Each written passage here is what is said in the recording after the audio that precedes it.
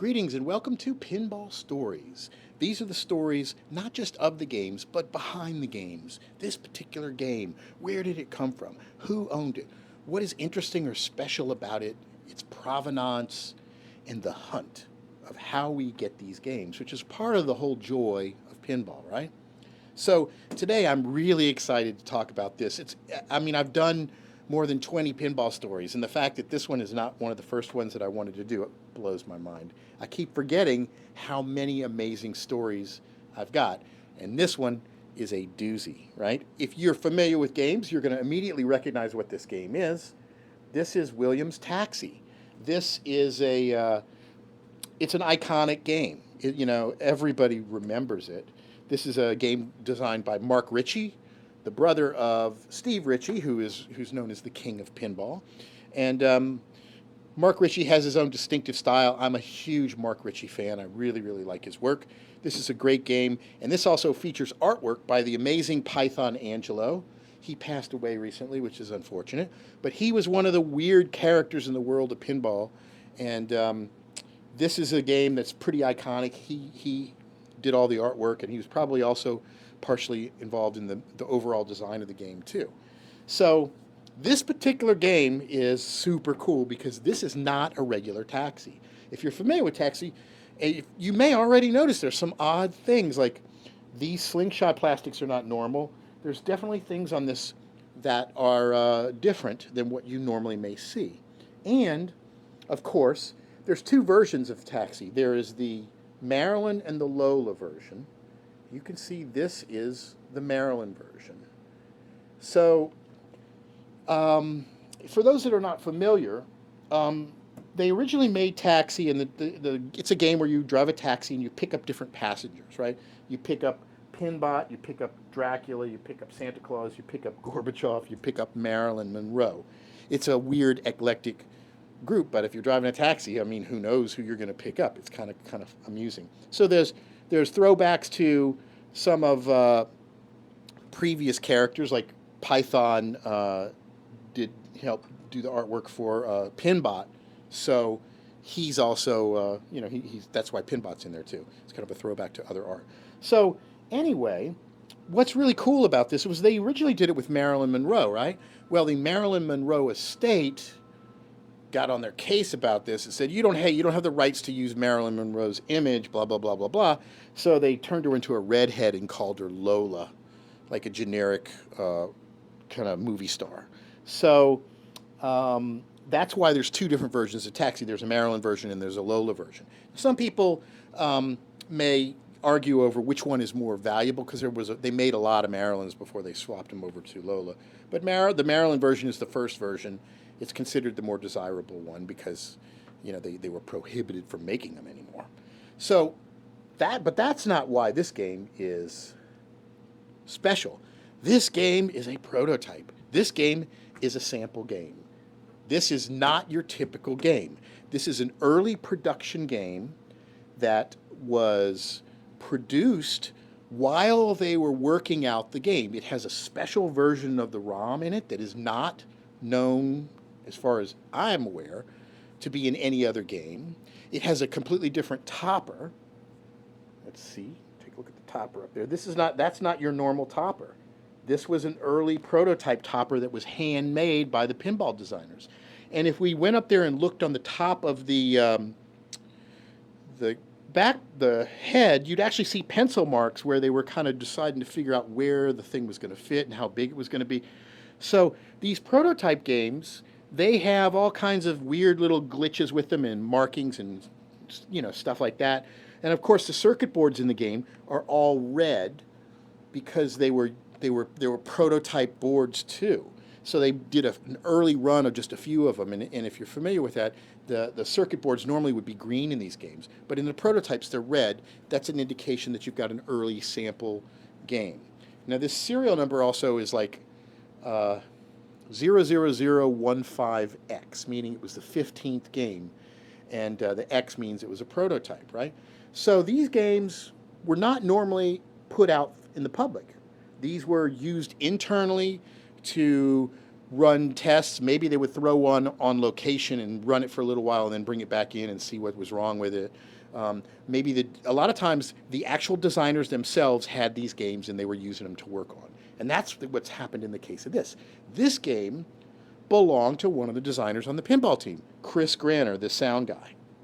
So how did I get that? How did I get that? Right? Well, that's the real fun story, right? So um, Chris and I hooked up on Facebook. Um, the pinball community is relatively small. It's pretty big now, but years and years ago, it wasn't all of that big. And when you're on social media, you're posting all kinds of stuff about what you're up to, and everybody gets to see it. And the community talks back and forth.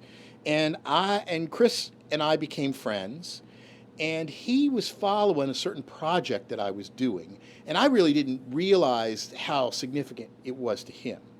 But you may have heard that we've created this community in the New Orleans area. It's called the Pin Church, right?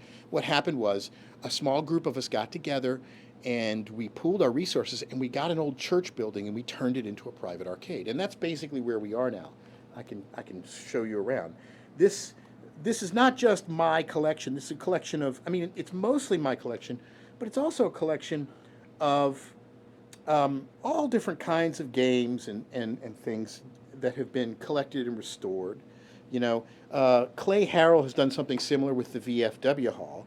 In fact, me and him talked about it because, I got a little bit of cold feet about wanting to open up a public arcade when I heard about all the trials and tribulations when he had tried to do that in downtown Detroit. I talked with Tim Arnold about the Pinball Hall of Fame, and everybody said, if you open up something public, man, just be prepared. There's going to be some crazy stuff going on. So we decided instead we were going to do a private thing, and also it's because we didn't have enough money to do anything real. So anyway, on a big scale commercial, couldn't do it. But managed to grab this old church building that had been abandoned since Katrina and flooded, and it was just basically a shell of a building, so we got it really cheap. For 3 years, it didn't even have electricity hooked up to it. So it was a small ragtag group of us that would go in here. We did the electrical, we did the drywall. And if you want to learn more about it, you can visit this website, pinchurch.com, pinchurch.com. So the story of what we were doing here inspired a number of people. One of them was Chris Granner. Chris saw that this small community was coming together to build this cool private scene. And he just basically contacted me one day and he said, I love what you guys are doing down there in New Orleans with the Pin Church and building a small community and using pinball and all kinds of other stuff to bring people together.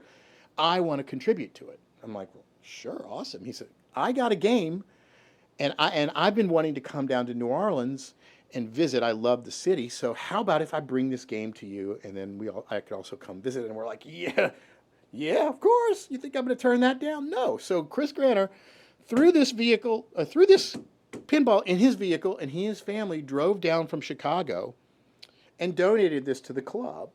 And you see we've got a little commemorative plaque there.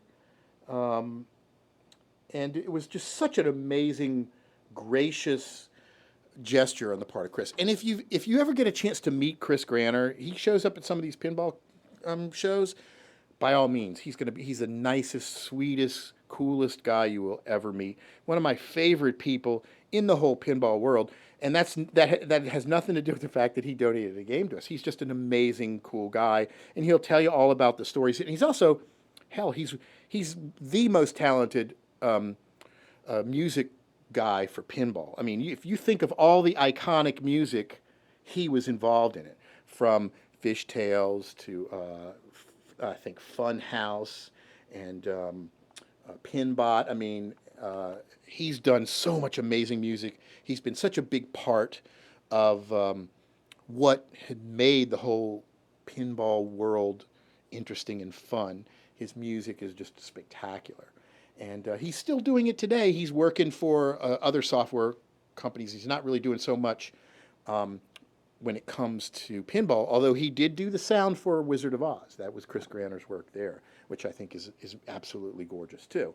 So this game was donated by the amazing, awesome sound guy for pinball during the golden age, and that's Christopher Granner.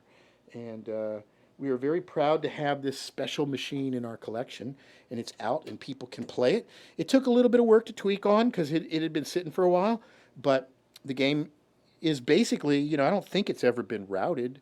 It's a beautiful, unique example, and maybe one day I need to make a copy of those ROMs in case anything happens.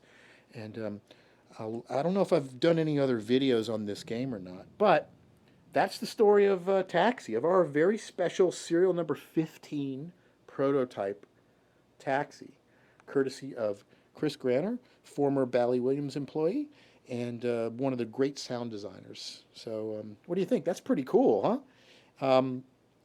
Hey, what do you think about it? Leave some comments. Be sure to subscribe to our YouTube channel, YouTube/PinballHelp.